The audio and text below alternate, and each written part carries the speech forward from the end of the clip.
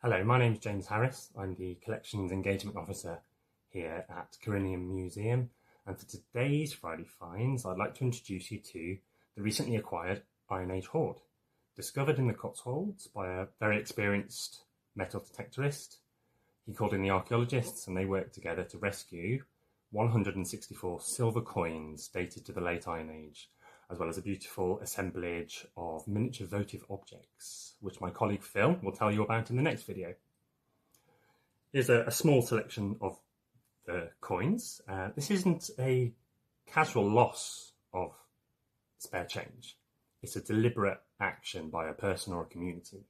And these coins represent a lot of wealth for a person in that period of time. So if this is a ritual offering, and it's a very powerful one.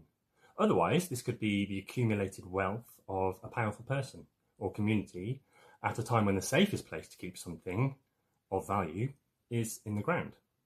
The votive objects, being shields and weapons, in this case may then have been placed to protect the coins themselves. The coins are almost all of the local Dubunic tribe.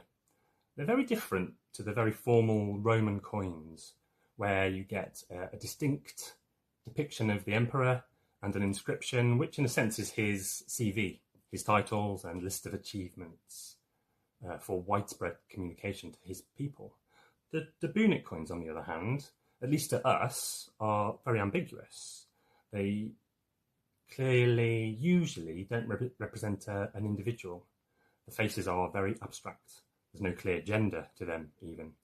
They all feature a horse on the reverse, and many of these appear to have 3 tails. Now, within this design scheme, there are subtle differences, and it's the evolution of the designs over time, to me, that is the most appealing thing about them. For example, early coins of this type show a bird, perhaps a cockerel, underneath the horse.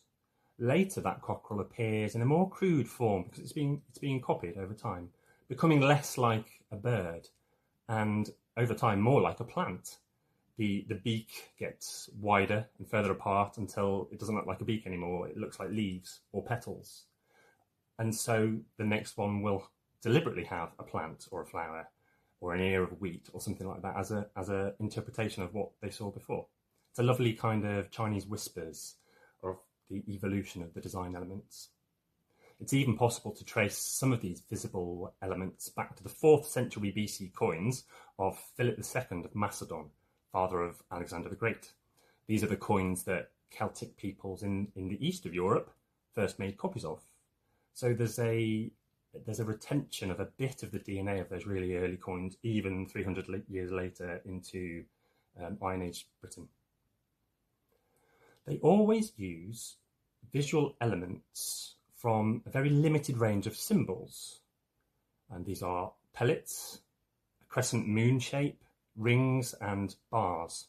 And those are used to make up all the designs that we see on these coins. And because of that, they always look unmistakably Celtic, Dubunic. So it's rather than individual, it's a collective identity that appears on these coins. If you come to my talk on the 11th of June here at the museum, you can find out more. We are currently raising funds to help with the preservation of this really important find and to get it on display. And here's how you can help.